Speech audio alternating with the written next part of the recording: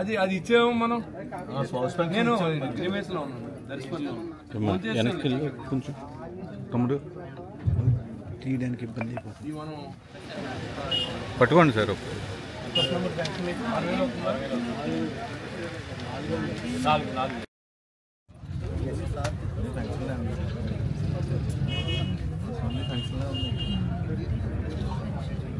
ఆయన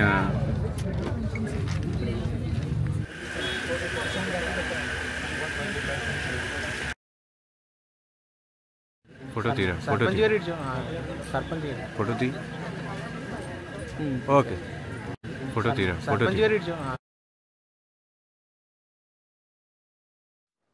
తనను గుండెల్లో పెట్టుకుని గెలుపు కోసం కృషి చేసిన ప్రతి ఒక్కరికి తాను రుణపడి ఉంటానని, ఆ రుణాన్ని ప్రజా సమస్యల పరిష్కారం ద్వారా కొంతవరకు తీర్చుకోగలనని తాడేపల్లిగూడెం ఎమ్మెల్యే బొలిశెట్టి శ్రీనివాస్ పేర్కొన్నారు.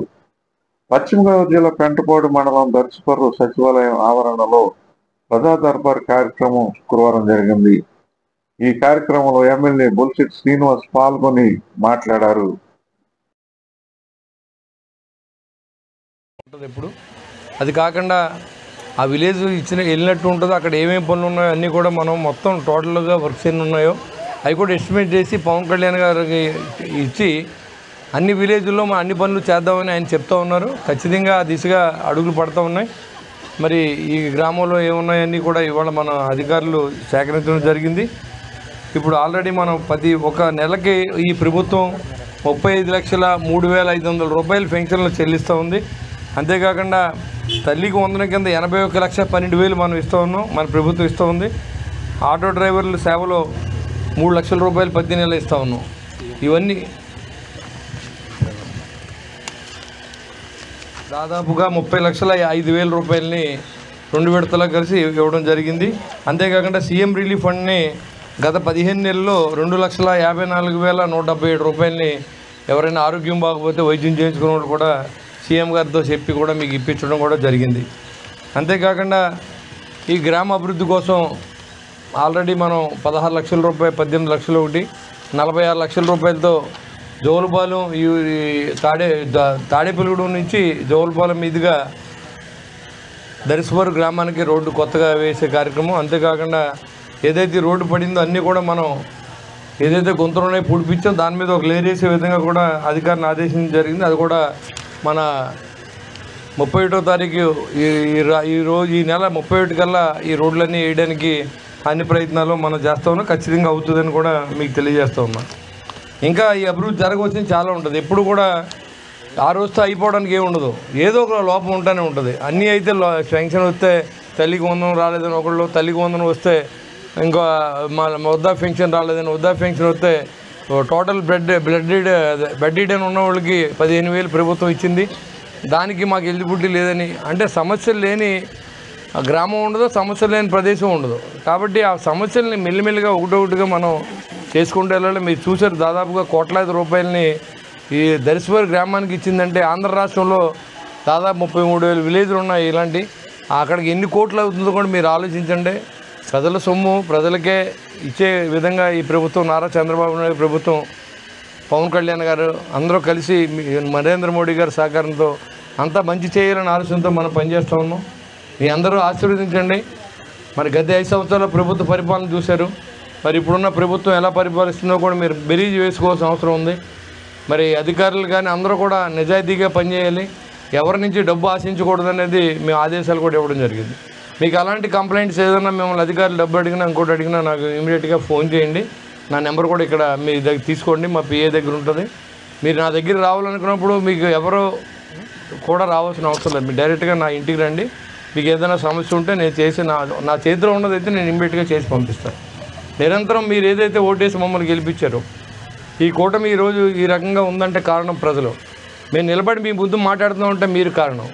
మీరు ఇచ్చిన అధికారాన్ని మీకోసం మాత్రమే వాడతాం. ఖచ్చితంగా మీరు అందరూ కూడా ఈ సద్వినియోగం చేసుకోండి. మేము చేయగలిసినంత వరకు మాత్రం రేపనే సమస్య లేదు, వెంటనే చేస్తాం. చేయలేనిది ఏదైనా ఉంటే ప్రభుత్వం నుంచి తీసుకొచ్చే ప్రయత్నంలో మాత్రం ఎలాంటి లోపం ఉండదు. మరి ఇదే విధంగా 1100 ఎకరాలు గత 5 సంవత్సరాలుగా ఈ పంట కానీ ఏది లేదు.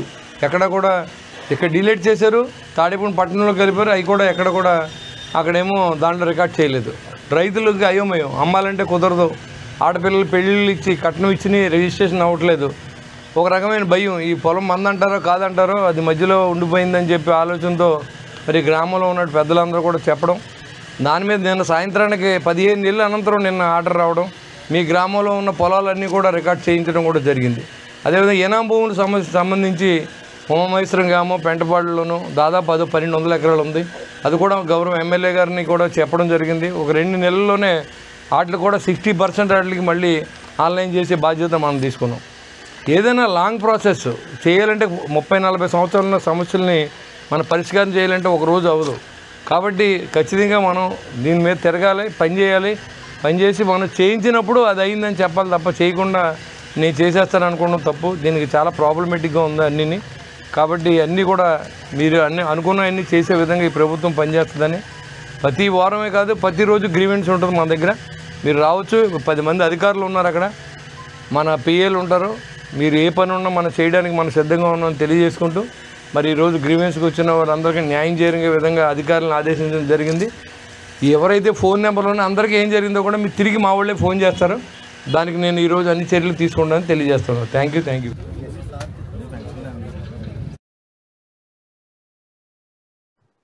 గ్రామంలో ప్రతి నెల 35,03,500 పింఛన్ల రూపంలో ప్రభుత్వం నగదును అందిస్తుందని, తల్లికి వందనం ద్వారా తల్లులకు 81,12,000 రూపాయలు ఇస్తున్నామన్నారు.